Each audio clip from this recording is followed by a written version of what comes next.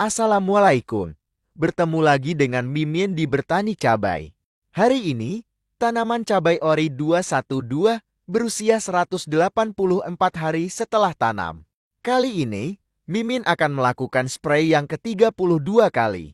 Kali ini, Mimin menggunakan Vitaron SN dengan dosis 1 ml untuk 1 liter air. Suplemen tanaman berbentuk pekatan cair dengan kandungan unsur-unsur mikroesensial dalam bentuk celatit. Mudah diserap dan dimanfaatkan tanaman sebagai katalisator dalam setiap proses metabolisme dalam tubuh tanaman. Chelat merupakan senyawa organik sintetis yang mengikat ion-ion mikro yang berupa logam seperti kuil tembaga, vibesil, emenen manganese, zitenen yang membentuk senyawa logam terkelasi. Bermanfaat memperbarui sel-sel tanaman setelah serangan hama dan penyakit fungi, bakteri, virus. Kemudian Mimin menggunakan Kalinan dengan dosis 1 ml untuk 1 liter air. Kombinasi sinergis unsur kalium dan boron, konsentrasi tinggi dalam bentuk kationik dan instan. Mudah diserap dan dimanfaatkan tanaman untuk mengoptimalkan pembentukan buah, bulir, biji, polon, dan umbi. Meningkatkan rendemen, kualitas, dan daya simpan hasil panen. Kalinet dianjurkan penggunaannya terutama pada saat tanaman mencapai fase generatif produktif, di mana dalam tubuh tanaman terjadi biosintesis karbohidrat dalam jumlah besar untuk pembentukan buah atau umbi atau biji atau polon.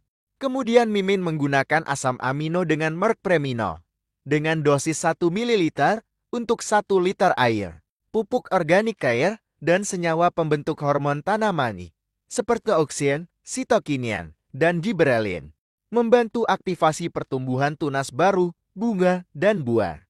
Secara struktural Premino bekerja melalui daunnya dalam pembentukan klorofil untuk proses fotosintesis yang menghasilkan karbohidrat untuk energi pertumbuhan dan pembuahan pada tanaman, meningkatkan imunitas akibat stres pasca serangan hama, suhu ekstrim, pemindahan bibit.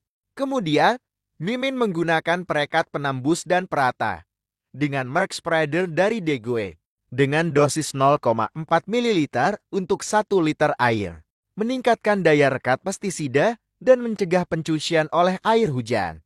Meningkatkan penetrasi daya tembus pestisida hingga 20%. Menghemat penggunaan pestisida hingga 30% sampai 50%. Mengurangi daya kekebalan resistensi organisme pengganggu tanaman terhadap pestisida. Mengurangi polusi lingkungan yang diakibatkan oleh pestisida. Kemudian, Mimin menggunakan fungisida dengan Merck Amistartop dengan dosis 0,4 ml untuk 1 liter air. Amistartop merupakan fungisida sistemik yang bersifat protektif, kuratif, dan preventif berbentuk pekatan suspensi berwarna kuning muda untuk mengendalikan penyakit pada tanaman cabai. Kemudian Mimin menggunakan insektisida berbahan aktif abamectin dengan Merck Demolis dengan dosis 0,4 ml untuk 1 liter air. Mengendalikan hama kutu seperti kutu tripeh, kutu daun, dan tungau.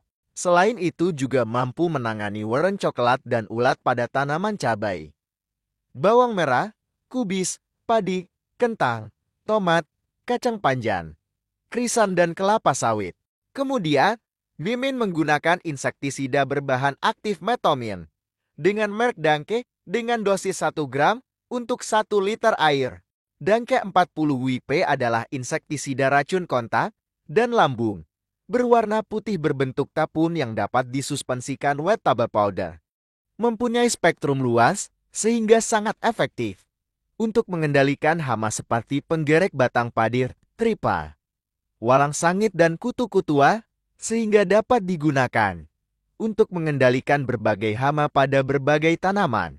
Mampu mengendalikan berbagai jenis hama pada berbagai stadia, mulai dari larva iamgo, telur. Kemudian campuran dikocok hingga merata, hingga siap untuk melakukan penyepraian.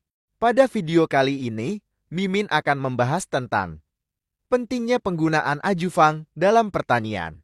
Dilansir dari bumikita.id. Karakteristik bahan semprot.